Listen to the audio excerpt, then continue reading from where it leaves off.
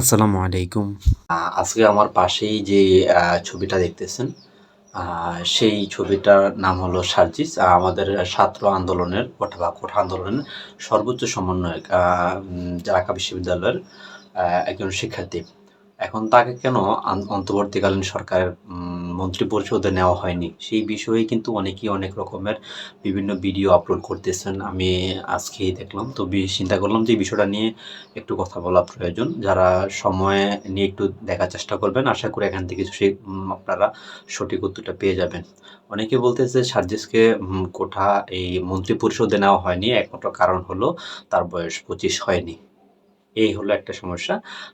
আবার অনেকেই আবার বিভিন্ন ভিডিওতে বলতেছে সাজিদ আলমকে আম এই মন্ত্রিপরিষদের পদ দেওয়া হয়নি। কারণ তিনি ডিবি হারুন বা আওয়ামী লীগের কাছ থেকে বা আম যা আন্দোলন হয়েছিল, যেই ছাত্রদল, ছাত্রলীগ যেটা বলা হয় আরকি, তাদের কাছ থেকে তিনি ৬ কোটি টাকার একটা লেনদেন, আত্মসাৎ লেনদেন করেছিলেন।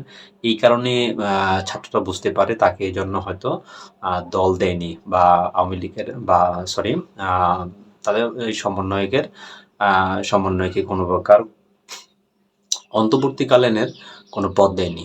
এই সম্পূর্ণ খবরগুলো বা ভিডিওগুলো সম্পূর্ণই ভুল।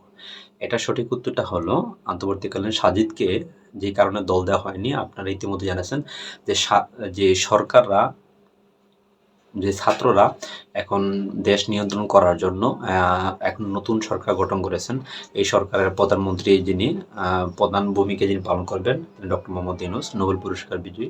তাকে প্রদান করে বাকি উপদেষ্টা মণ্ডলী সাজানো হয়েছে। এদের মধ্যে আমাদের ২ জন সমন্বয়ক আছেন। ২ জন সমন্বয়ক ২ টা গুরুত্বপূর্ণ মন্ত্রী দায়িত্ব পালন করতেছেন।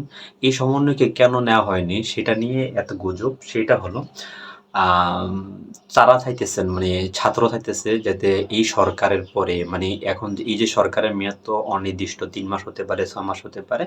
এই সরকারের মেয়াদ চলাকালীন শেষ হয়ে যাওয়ার পরে আবার ইলেকশন হবে। ইলেকশন হওয়ার পর আরেকটা রাজনৈতিক দল আসবে।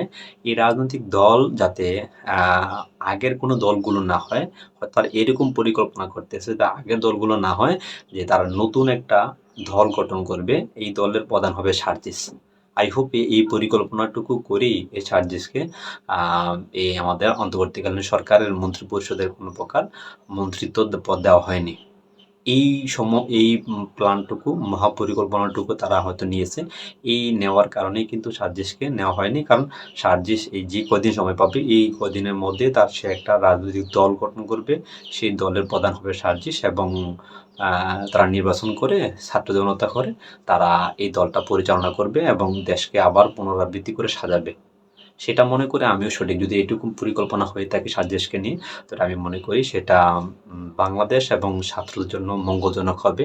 তো আমি চাই যে আমার এই ভিডিওটা যারা দেখছেন তারা অবশ্যই শেয়ার করবেন আরও ১০ জনকে দেখানোর জন্য। আর আপনি যদি ছাত্র হয়ে থাকেন অবশ্যই কমেন্ট করে জানাবেন। কারণ আমরা চাই যে no BNP, no Awami League, কাউকে আমরা চাই না। তাদের মজা আমরা পূর্বে অনেক দেখেছি। আমরা চাই যে ছাত্রদের দ্বারা গঠিত একটা সরকার, যে সরকার ছাত্রদের আন্দোলনে থাকবে, ছাত্রদের সুখে দুঃখে পাশে থাকবে, দেশ এবং জাতি গঠনে গুরুত্বপূর্ণ ভূমিকা পালন করবে, এরকমটা সরকার চাই। সেই সরকার হতে পারে নতুন, এই আরকি। এই পরিকল্পনা নিয়ে হয়তো সার্জিসকে তুলে দেওয়া হয়নি। প্রত্যেকে ধন্যবাদ। ভিডিওটা লাইক, কমেন্ট করে শেয়ার করে জানাবেন। ভালো থাকবেন। আসসালামু আলাইকুম।